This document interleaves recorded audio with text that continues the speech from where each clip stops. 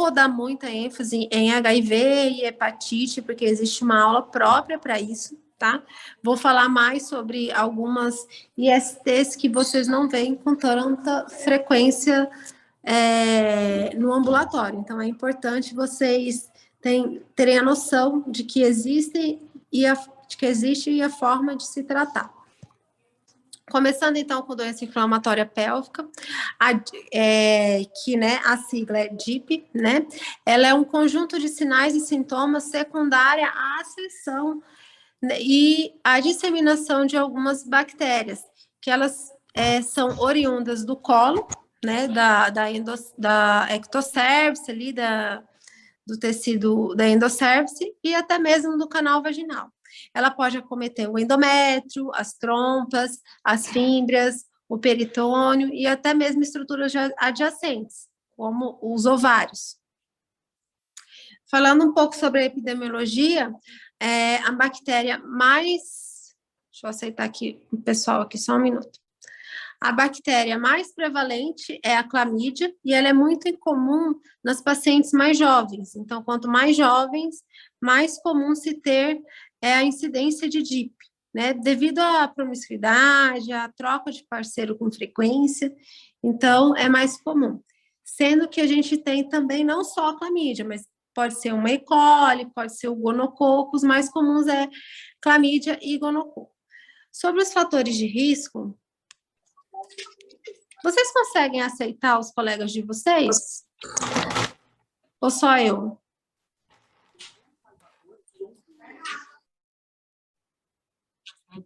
Ah, então tá. Então, é porque daí toda hora eu tenho que parar para aceitar. Deixa eu voltar. Sobre os fatores de risco, né? Então, existem vários fatores de risco. As vulvovaginites e as cervicites não tratadas corretamente e adequadamente pode ter uma ascensão e acabar comprometendo o útero, trompas, fímbrias. A troca de parceiros, múltiplos parceiros, a sexarca precoce, então, quanto mais nova se inicia a vida sexual, maior a chance de se desenvolver uma DIP. A nuliparidade e com pacientes mais jovens, né, porque a nuliparidade está associada a pacientes mais jovens. O tabagismo pela diminuição do movimento ciliar das trompas, isso faz com que as bactérias ficam mais em estase ali e se proliferem. O baixo nível socioeconômico, né, pela falta de informação, a falta de saber que tem que se usar preservativo, que tem que se tratar. Uma DIP prévia, então, quando a paciente tem uma DIP prévia, ela tem uma maior tortuosidade, né, das trompas, as fibras, ela fica um pouco mais espessa, e isso facilita que ela tenha uma nova incidência de DIP. O DIL, quando a gente coloca, e ele está associado aos primeiros 20 dias. Existe uma bactéria, que eu vou falar ali mais para frente, que está associada a essa inserção de DIL, e é justamente porque quando a gente passa o DIL, a gente passa pelo orifício externo e interno do cólon e leva até perto do endométrio, né? E o não uso de preservativo. Os principais agentes, já falei para vocês, que é a clamídia e o gonococo, mas pode ser também uma E. coli, uma gardnerella, um micoplasma. Tanto é que o tratamento ele é feito com múltiplos antibióticos, principalmente o metronidazol também, né, que ele pega essa parte de vaginose bacteriana, né? Sobre o DIL, o Actinomyces israeli é a bactéria que está associado ao DIL.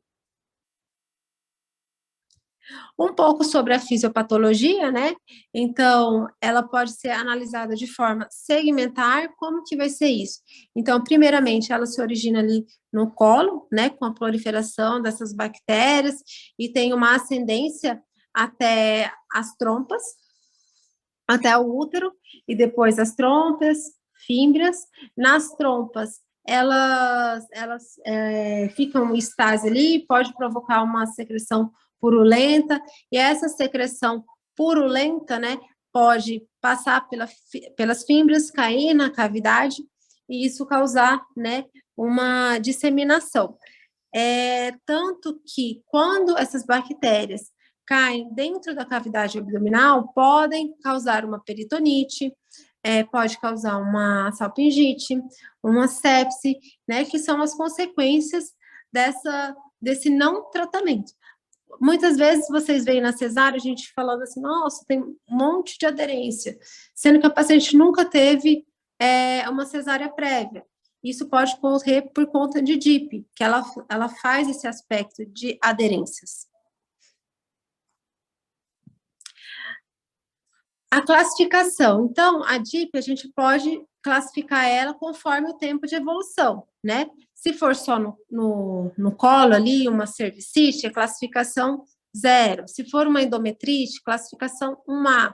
Uma salpingite sem peritonite, ou seja, uma inflamação da trompa, sem que altere o peritônio, é 1B. Salpingite com peritonite, que altere o peritônio, que a paciente tem muita dor, é classificação 2. 3, é uma piosalpingite, um abscesso tubovariano, que é uma situação mais grave, em que a gente tem que internar a paciente, é uma classificação 3. 4A é um abscesso tubovariano roto, que tem que ser operatório, e 4B é uma hidrossalpingite com hidroofurangite. Tá? Então, conforme vai aumentando, né, as complicações, conforme vai ficando mais grave, vai aumentando a classificação. Aqui só mostrando uma foto para vocês, né, sobre esse resumo que é da fisiopatologia, que começa no útero, vai para as trompas, passa pelas fímbrias e pode cair na cavidade abdominal. Essa aí é uma imagem visuolaparoscópica, a imagem da esquerda. Na direita, a gente pode ver, né, um desenho, a presença de uma hidrossalpinge, né, uma trompa normal e uma trompa totalmente inflamada. E a presença de DIP, né, favorece a questão da dificuldade, né, de se engravidar, da infertilidade, porque ela fica toda tortuosa, né, dificultando esse movimento do óvulo e também, né, das gestações ectópicas, né. Como que é o quadro clínico? Pode ser assintomático ou oligossintomático, então a grande maioria a paciente não vai ter sintomas nenhum, mas existe pacientes que têm dor pélvica, uma leucorreia purulenta, é aí que você vai, né, pensar, né, numa DIP, e quando está principalmente associada à dispareunia de profundidade. Essa dispareunia de profundidade é porque ali em fundo de sacro, atrás do colo, está tudo muito inflamado. Então, na hora que a glândula do pênis bate no colo, a paciente tem muita dor. O exame físico, a gente vai ver, né, que ela tem uma dor à palpação da região hipogástrica ou a descompressão súbita, um Bloomberg positivo, isso nos casos onde se tem uma peritonite, isso não é muito frequente. Ela tem uma dor à palpação dos anexos, então você vai fazer um toque vaginal e com a outra mão por cima do abdômen, quando você palpa, você vai ver que ela sente dor nos hipocôndrios, né, onde fica ali os ovários. No exame especular, pode ter a presença de uma secreção saindo pelo orifício externo do colo, ela pode ser purulenta. Temos que avaliar também a temperatura para ver se está fazendo febre. E o toque vaginal, ela vai ter essa dor à mobilização devido a estar tudo inflamado por conta das bactérias. Para a gente fazer o diagnóstico, primeiramente a gente tem que pensar, além do exame físico, numa anamnese bem feita, né? A duração, há quanto tempo começou, o curso da doença, se primeiro ela tinha uma dor, uma dispareunia de penetração, agora dói todo o abdômen, a gente tem que ver isso, perguntar para a pessoa aonde que é a dor dela, se é dentro do canal vaginal, lá no fundo, se ela sente dor em região de hipocôndrio, a relação da dor com o ciclo menstrual devido ao muco, né, que ele tem alteração do muco vaginal durante esse período, né, de ovulação, isso faz com que também a paciente sinta um pouco mais de dor. A inserção de DIU recente, ou curetagem, ou parto mesmo, porque a curetagem a gente acaba colocando né, um objeto estranho, né, dentro do útero, se às vezes não está bem esterilizado, ou a gente mesmo se contamina e acaba passando para a paciente algum tipo de bactéria. Então, perguntar se ela fez algum procedimento, até mesmo o parto, né, quando a gente vai fazer alguma curagem uterina. História prévia de apendicectomia, cálculo urinário, endometriose, para fazer o diagnóstico diferencial, assim como DIP prévia e gravidez ectópica. O risco de ST, isso a gente vai ver conforme os fatores de risco dela, né? Se ela usa preservativo, se ela tem múltiplos parceiros, se ela é nulípara, e perguntar sobre os diagnósticos diferenciais sempre. Então, isso é muito importante para a gente descartar DIP. Alguns diagnósticos diferenciais, que é a gravidez ectópica, devido à trompa ficar mais tortuosa, então tem a chance de se implantar um óvulo fecundado na trompa, uma apendicite aguda devido às dores, né, em fossa ilíaca, que é a região onde fica ali perto do ovário, pode ser um abscesso tubovariano, um cisto ovariano roto ou torcido, uma infecção urinária, uma nefrolitíase, endometriose, né? Então, é um diagnóstico diferencial de DIP, e a síndrome do intestino irritável. Para se fazer o diagnóstico, ele é eminentemente clínico, isso todo mundo, eu acho que é bem tranquilo, todo mundo entende, mas existe alguns parâmetros que a gente usa, né, que pode ser por 3 critérios maiores e um menor. Os 3 maiores são dor em baixo ventre, espontânea, dor à palpação anexial e dor à mobilização cervical, dor à mobilização do colo. Então, a gente precisa ter esses 3 critérios obrigatórios, né, que são os maiores, e um menor, pode ser uma febre, uma temperatura elevada, uma secreção vaginal, um PCR aumentado, um VHS, ou se você fizer uma cultura e vier um isolamento de gonococo ou clamídia. Existe também o diagnóstico elaborado, né, que são os critérios elaborados que fazem por si só o diagnóstico. Isso é quando a gente vê a presença de um abscesso tubo-ovariano ou do complexo tubo-ovariano. Então, se você olha ali através do ultrassom transvaginal ou da ressonância, você vai ver que tem pus ali, então você já pode dar o diagnóstico de DIP. Através da biópsia endometrial, onde você pode perceber a endometrite, e através da laparoscopia, quando você investiga as dores abdominais da paciente, não acha nada, então você pode pedir uma videolaparoscopia e ver que tem uma infecção tubária ou tubo perineal. Né? Você faz, através da vídeo, você vê que tem muitas aderências, inflamação, uma hidrossalpinite, para você pensar nesse diagnóstico. Eu acho que tem um áudio de alguém que está ligado, não sei de quem que é. Ai, desligou.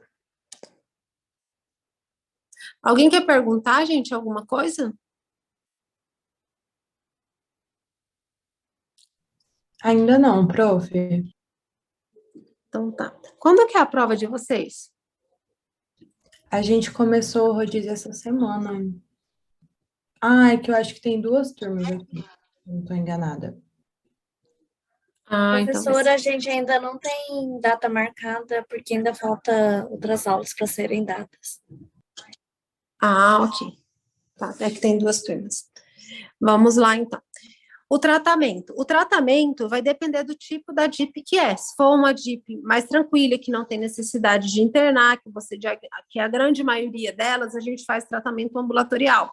Coloquei o que é preconizado pelo Ministério da Saúde, que é o uso da ceftriaxona, doxiciclina e o metronidazol. Lembrando que essas medicações, elas têm que ser ingeridas e aplicadas, né, num período de 14 dias, exceto a ceftriaxona, que é em dose única, né? Ela pode ser tanto intramuscular quanto intravenoso. Precisa ser todos esses antibióticos, porque cada antibiótico vai pegar um tipo de bactéria, né? A ceftriaxona vai pegar o gonococo, a doxiciclina vai pegar a clamídia e o metronidazol vai pegar as vaginoses bacterianas, que são inúmeras. Então, tem que se fazer o tratamento. A gente costuma associar também um esomeprazol, o omeprazol, devido a paciente pode apresentar uma epigastralgia devido ao uso mais prolongado de antibióticos, e sempre orientar a paciente que não pode fazer o uso de bebida alcoólica durante o uso do metronidazol, tá? Devido ao efeito antabuse, que é a sensação de ressaca, mal-estar, náusea, vômitos, fraqueza. Então, quando a paciente estiver usando a medicação, não pode usar bebida alcoólica. Tem também uma segunda opção, quase a gente não usa, né? Então, a gente iria trocar a ceftriaxona por a cefotaxima, mas não é tão preconizado. O tratamento hospitalar a gente faz através de algumas indicações, né? A principal dela é quando não dá certo, né? O tratamento oral, quando se tem uma suspeita de abscesso tubovariano, o estado geral da paciente é ruim, o paciente está com náusea, vômitos, sinais de peritonite, pacientes gestantes que elas são imunossuprimidas, então tem que se internar para fazer quando a gente tem o diagnóstico de DIP, pacientes imunossuprimidos por si só, pacientes com HIV, doenças reumatológicas, por exemplo, lúpus, que faz uso de corticoide, uso de medicações moduladores, falha no tratamento ambulatorial, ou seja, a gente fez tratamento ambulatorial e mesmo assim não deu certo. E a possibilidade de um outro diagnóstico. Fez o tratamento, não deu certo, interna, para fazer o diagnóstico diferencial com outras patologias. O tratamento hospitalar praticamente é o mesmo, né, que é com ceftriaxona, doxaciclínica e metronidazol. A doxaciclínica vai permanecer via oral e a ceftriaxona e o metronidazol a gente faz endovenoso. Uma segunda opção que a gente faz também é o uso de clindamicina e gentamicina, né, que são a nossa segunda opção. O tratamento cirúrgico, ele é pouco frequente, porque geralmente o tratamento clínico dá certo, né? Seja ele ambulatorial, seja ele paciente internado, né? Ele é feito através da laparotomia, você abrindo a paciente mesmo, ou através de videolaparoscopia. E ele está indicado nos casos de falha no tratamento clínico, quando tem a presença de massa pélvica, né? Com esse aumento, apesar do tratamento clínico, quando tem a suspeita desse abscesso tubovariano, então a gente tem que fazer a cirurgia, né, para lavar a cavidade, hemoperitônio e abscesso no fundo do saco de Douglas. Então, quando forma uma massa atrás ali do útero, que a gente fala que é do fundo de Douglas, tem que se internar a paciente para fazer a cirurgia, para estar tirando aquele abscesso e fazendo lavagem de cavidade. Tá? Algumas considerações, abstinência sexual até o término da antibiótico terapia, além da gente tratar o parceiro, né, obrigatoriamente, a gente trata ele com azitromicina e a ceftriaxona, ele vai fazer a mesma quantidade de ceftriaxona e a azitromicina vai ser em dose única, 1 grama. E abstinência sexual, mesmo que ele já tenha sido tratado no primeiro dia. Então, enquanto a paciente estiver em tratamento, não pode se ter relação sexual. Algumas complicações, né, que se pode ter, a gente tem as complicações precoces e as complicações tardias. As complicações precoces, a gente observa se o abscesso tubovariano, a síndrome de Fritz-Hugh-Kurtz, que é essa fotinha aí do lado, que ele faz umas aderências, elas parecem cordas de violão, né? Pega uma aderência que junta a cápsula de Gleason do fígado até o peritônio. E sepse e morte, é uma complicação realmente fatal. E são consideradas precoces. As complicações tardias estão relacionadas à infertilidade, né? Uma gravidez ectópica, né? Porque fica tudo tortuoso, então a paciente tem uma gravidez, não consegue ter essa mobilização certinho do óvulo fecundado para dentro da cavidade uterina, uma dor pélvica crônica, mesmo você fazendo uso de antibióticos, às vezes demora para melhorar, tem que tratar de novo, tem que internar.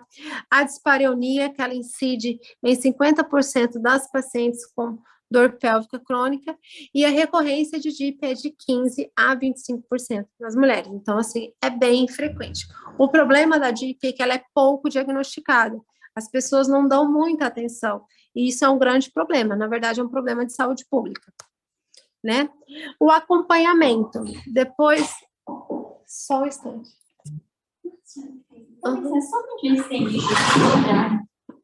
O acompanhamento dessas pacientes, eles são feitos conforme, né, se ele foi ambulatorial, se ele foi hospitalar. As pacientes que foram tratadas ambulatorialmente, elas podem ser avaliadas a cada 2, 3 dias. As pacientes que foram internadas, a gente faz acompanhamento diário, lógico, se ela está internada, a gente vai evoluir ela todo dia, e depois que ela for de alta, a gente pode avaliar a cada 48 horas por uma semana, tá? As pacientes, depois que faz o tratamento, elas têm que ser reavaliadas a cada 3 meses, durante o primeiro ano, para rastrear as complicações tardias. E sempre, né, buscar outras ISTs, não só clamídia, não só gonococo, tá? As complicações... isso que eu já falei, né? E algumas considerações finais que a gente deve ter. Sempre fazer uma educação sexual, ao uso de preservativo, se tiver uma leucorreia, tratar, né? Sobre os múltiplos parceiros, rastreamento dos casos assintomáticos ou ligosintomáticos. Então, é importante a gente diagnosticar, para tratar, para não ter complicações, né? E sempre fazer um diagnóstico e tratamento eficaz nos casos. Gente, só um instante.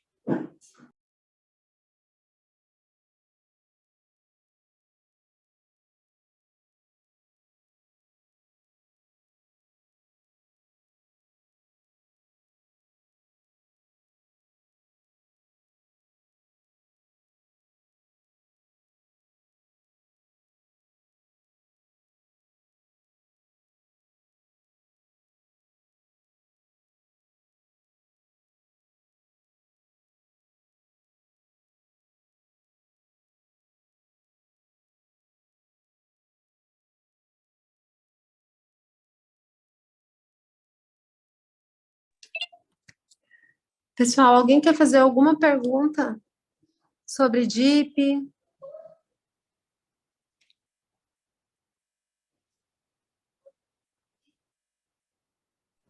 Tudo Da bem? minha parte, não, prof, tudo bem.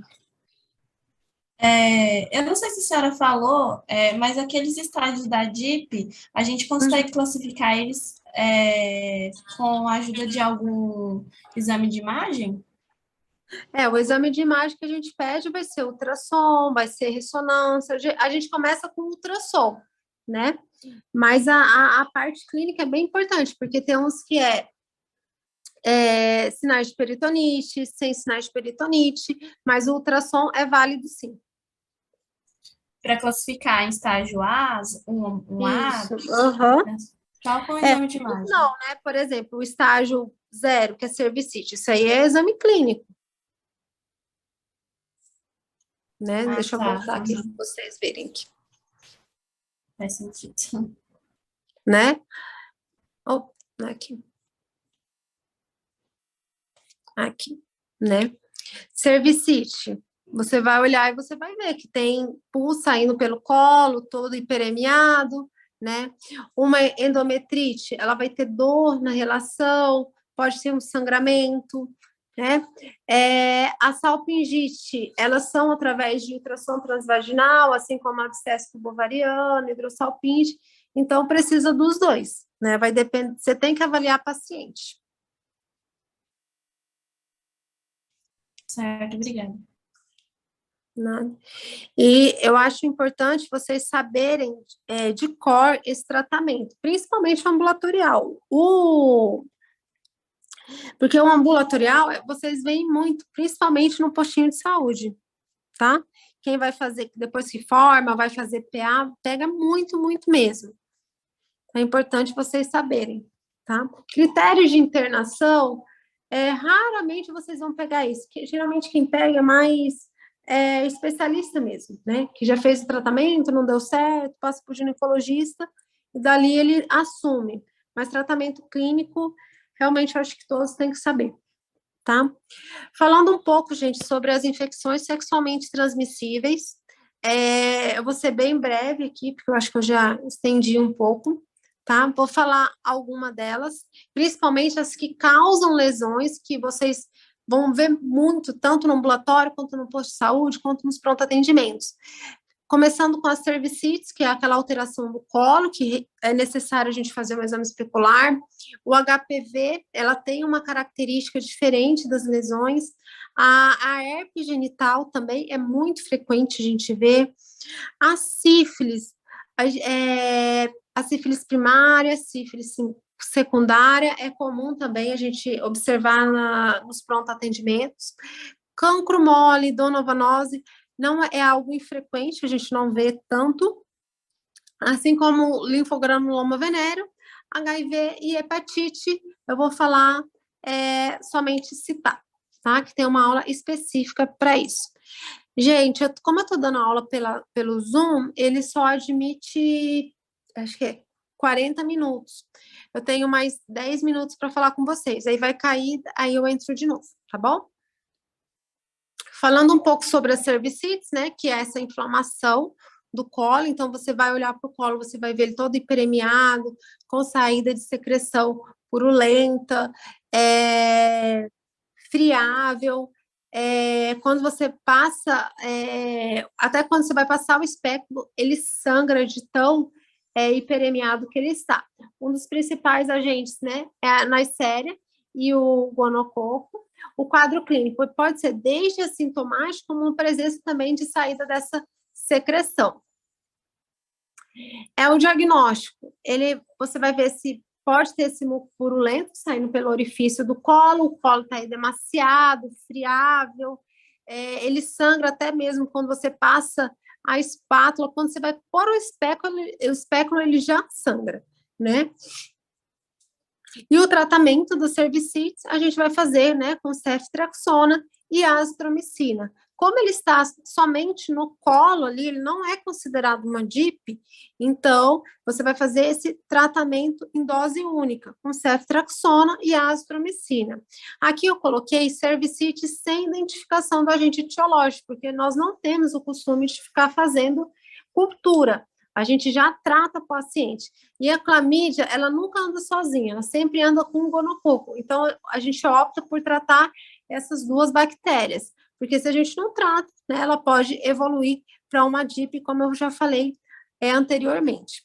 Falando um pouco sobre o HPV, né, que ela é atualmente a IST mais prevalente, creio que umas 80% das mulheres já tiveram contato com esse vírus, sendo que algumas não foi diagnosticados, e mesmo quando você faz o preventivo com captura híbrida, ele não acusa, tá?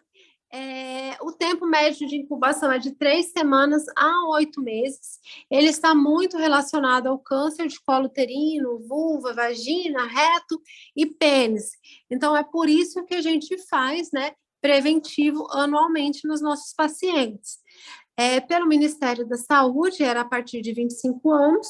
Eu, particularmente, a partir do momento que a paciente começa a ter vida sexual ativa, eu já coleto. Tanto que eu tenho uma paciente com 17 anos que já tem alteração de baixo grau, né? Um ASC-US em colo, ela tem 17 anos. Então, assim, uma paciente que já tem vida sexual desde os 12. Né? Então, é importante. Então, para isso que serve o preventivo, né? Para a gente fazer a captura, né? De fazer a triagem de pacientes que têm a chance, né? De desenvolver um câncer, que é causado pelo HPV. A gente tem vários subtipos. Os mais conhecidos são o 6, o 11, o 16 e o 18, sendo que o 16 e o 18 está associado a HPV de alto risco, que é mais patológico. Aqui só mostrando uma figurinha, né? Como o tipo de lesões do HPV, os condilomas, que eles têm esse aspecto verrucoso, mais áspero. Então, a clínica, né? Então, vai ter essas lesões verrucosas, elas não são dolorosas, ela tem esse aspecto de couve-flor quando elas se aglomeram, mas elas podem ser uma, duas, um pouco mais espaçada, mas ela tem essa parte de cima, uma coloração mais acinzentada, parece uma lixa, né? Lesões maiores e lesões gigantes, elas são mais comuns em pacientes que em pacientes que são imunossuprimidos, então, que têm a imunidade mais baixa, a gente tem um acúmulo dessas lesões, e o condiloma, ele pode aparecer em qualquer lugar, né? Pode aparecer na vagina, no ânus, se a paciente tem, né, relação sexual anal, pode, se tiver oral também pode aparecer na boca, né, na garganta, enfim.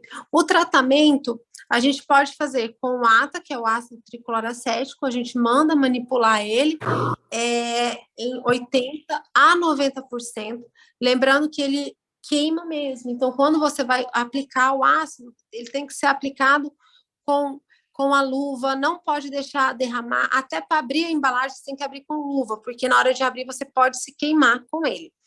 Pode ser feito um eletrocautério ou o CAF, né, que é a cauterização de alta frequência, que é como se fosse um cautério que a gente usa no centro cirúrgico, né? Pode usar medicação também. A medicação que a gente mais usa é o imiquimod, que ele é um imunomodulador. Ele é indicado nos casos de esses condilomas gigantes, múltiplos, a gente faz o uso dele para fazer a regressão das lesões e depois até sumir, ou então para diminuir, para a gente fazer a cauterização. Pode-se fazer exérese cirúrgica, né? Mas vai depender do tanto de lesão que tem. Geralmente a gente opta, né, por usar o ácido. Nas nossas pacientes gestantes, a gente pode fazer aqui, já falo das gestantes, aqui só mostrando algumas, né, tipos de lesões por HPV, na mucosa oral ali, na base do pênis ali, e na região anal. Essa da região anal era de uma paciente minha. Ela era imunossuprimida. E o HPV e a gestação, né? Na gestação, a gente usa o ácido ou mesmo a cauterização interna para fazer no centro cirúrgico, vai depender do tanto de lesões que se tem. Se for umas lesões que dá para fazer no consultório, a gente faz até no consultório, tá? Cesariana, a gente só faz naqueles condilomas gigantes em que tem a obstrução do canal de parto, e o segmento na gestante, quando ela faz o preventivo, que a gente faz preventivo em todos os nossos gestantes, tem que coletar ectocervice e endocervice, né? Porque é na endocerve, no epitélio colunar, onde se desenvolve o câncer. Então, por isso que não adianta só vocês coletarem ectocervice no preventivo das gestantes de vocês. Se vier alguma alteração, a gente vai tratar, né? Fazer colposcopia, fazer conização, 4 meses após o parto, na hora que estiver tudo evoluído, né, para a gente tratar direitinho. Durante a gestação, a gente não mexe. Falando um pouco sobre a vacinação, né, do HPV, hoje em dia no SUS, a medicação feita é a quadrivalente, ela é feita em 2 doses, ela está disponível gratuitamente para as crianças, né, no caso de meninas de 9 a 14 anos, e nos meninos de 11 a 14. Mas ela foi liberada para alguns adultos em específicos, né? Aqueles pacientes que têm de 9 a 26 homens, que tiver algum tipo de imunossupressão, e nas mulheres de 9 a 45 anos, que tiverem algum tipo de imunossupressão. HIV, uso crônico de corticoide, uso de medicações imunomoduladoras. Então, essas pessoas têm direito à vacinação para HPV gratuitamente. Lembrando que vocês que passam nos ambulatórios de pediatria, incentivem as meninas a vacinarem. As meninas e os meninos, né? Porque perde-se vacina. E são vacinas caras, né? Cada dose, ela custa em torno de R$700. Né? Nos jovens, a gente usa 2 doses, e nos pacientes adultos, a gente usa um total de 3 doses. Né? Aqui só mostrando né, as lesões que podem ter na cavidade oral, né, na glândula do pênis ali, nos pequenos lábios, e numa criança vítima de abuso sexual ali na região perianal, tá? Falando um pouquinho da herpes, a herpes ela é causada pelo herpes simples, né, tipo 2, né, que ele é sexualmente transmissível.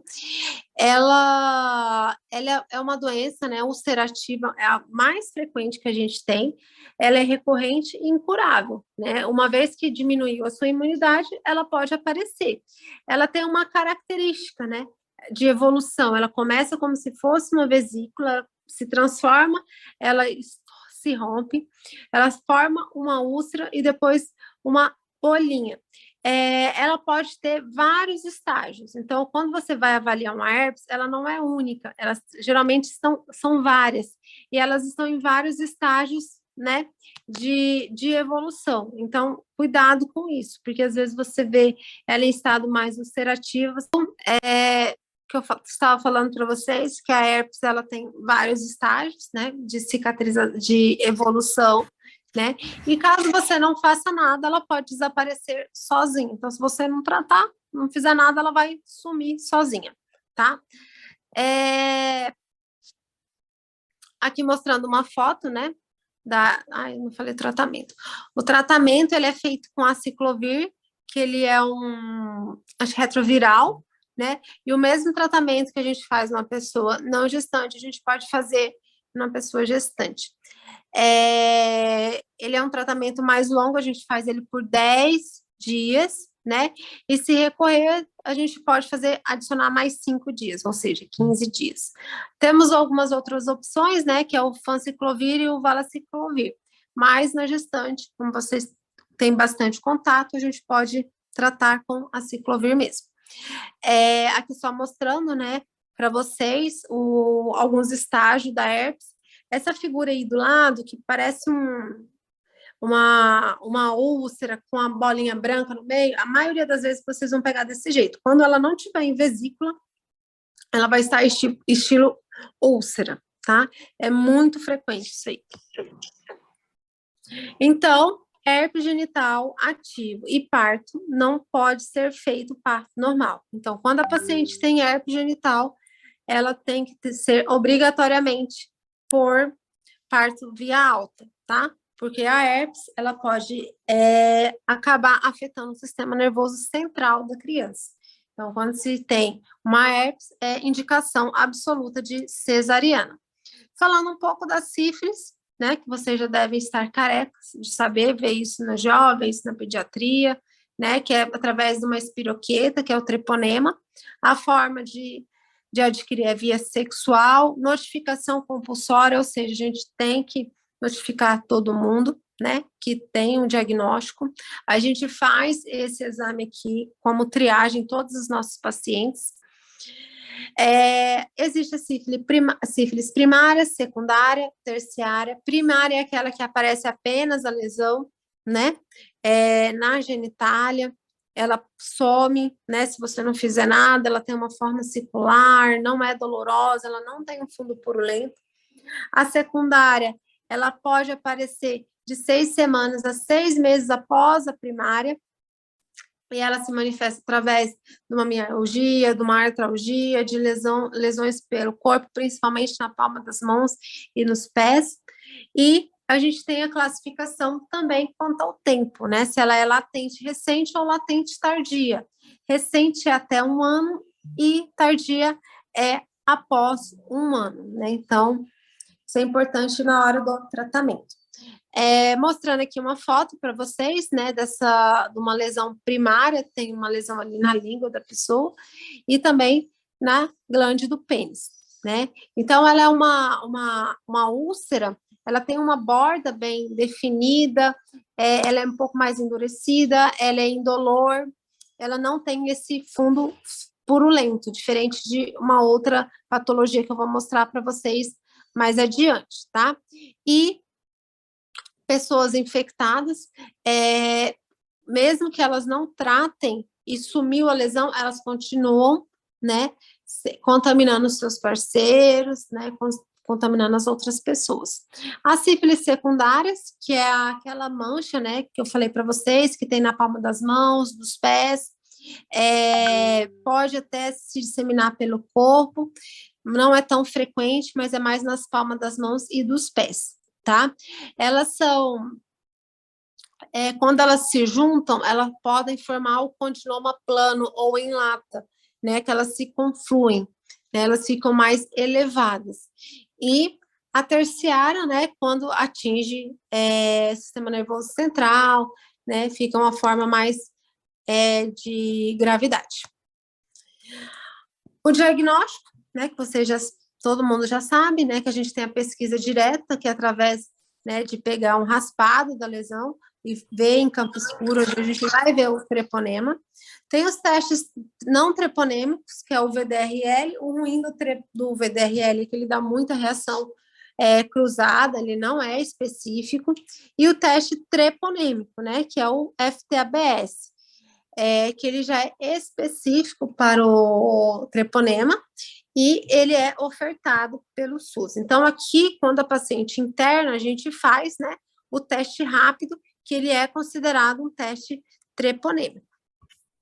Então, aqui só uma tabela, né, quanto ao diagnóstico para vocês. Por exemplo, se for um VDRL positivo e um FTABS positivo, a paciente tem um diagnóstico de sífilis.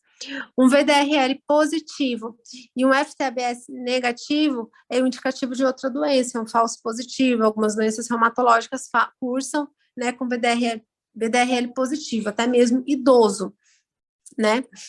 Um VDRL negativo e um FTABS positivo quer dizer que ela está numa sífilis inicial ou uma sífilis curada, e VDRL negativo e FTABS negativo, ela não tem a sífilis, tá?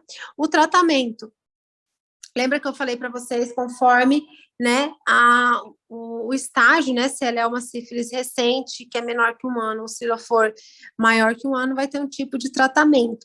A gente faz o uso de penicilina benzatínica, né, 2.400.000 em dose única nas recentes, e nas tardias a gente faz, né, por 3 semanas. Uma alternativa para aquelas pacientes que são alérgicas, né, é o uso da doxaciclina. Lembrando que a gente sempre tem que tratar o parceiro, obrigatoriamente. O cancro mole, ou cancroide, ele é causado pelo Haemophilus ducreyi, né? Ele tem um período de incubação de 3 a 5 dias, até mesmo 2 semanas.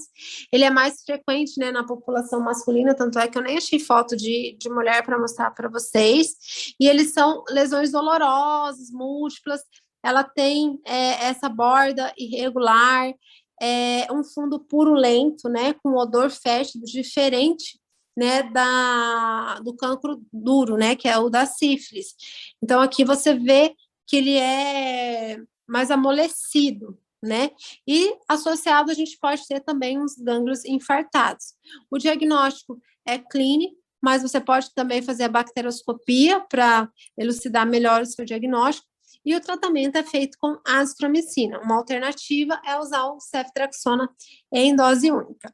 A donovanose é causada pela Klebsiella, a provável causa dela é sexual, não tem estudos ainda falando se realmente é 100% sexual.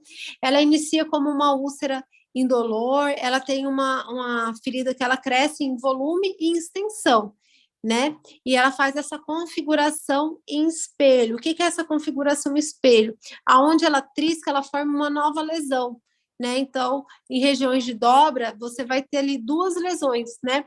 Uma de frente para a outra, porque onde ela trisca, ela forma uma nova lesão, ela é auto-inoculável.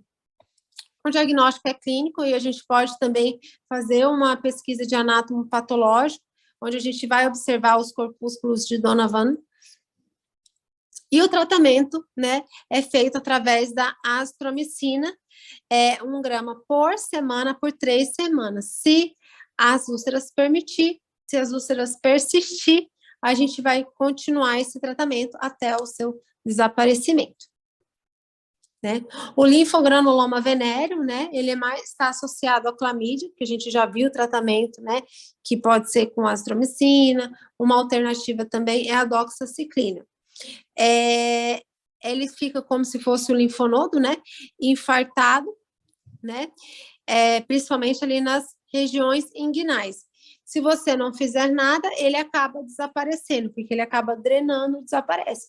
Mas mesmo assim, a pessoa ainda continua com clamídia. Então, você tem que tratar ela, tem que tratar parceiro também. Falando um pouco, só pincelando a questão das hepatites, né? Nós temos algumas, hepatite A, B, C, D. E só falando, dar mais ênfase, né, na hepatite B e C, né, que são de formas adquiridas sexualmente.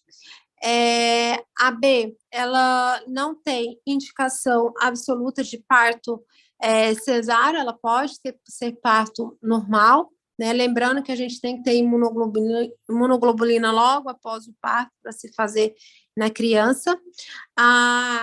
Os exames que a gente pede, né, na gestação, a gente pede HBsAg durante os 3 trimestres de gestação, inclusive o anti-HBs, para ver se a pessoa é vacinada ou não. Se ele vier positivo, não há necessidade de vacinar para hepatite B. E, para finalizar, o HIV. Né? O HIV vai depender muito da carga viral da paciente. No nosso serviço, a gente opta pela via alta, né, para finalização da gestação, pelo risco de contaminação do bebê, pelo risco de contaminação da equipe, né, lembrando que ela tem que trazer a medicação, né, para ser feita nela, 4 horas antes. A gente faz uma dose de ataque, vai depender do peso da paciente, a gente faz o AZT, no caso, e faz também 3 horas uma dose de manutenção antes do parto, né, para evitar a contaminação do bebê. Clampeamento precoce, e faz depois também o AZT na criança, tá? Bom, é isso que eu tinha para passar para vocês. Alguém quer perguntar alguma coisa?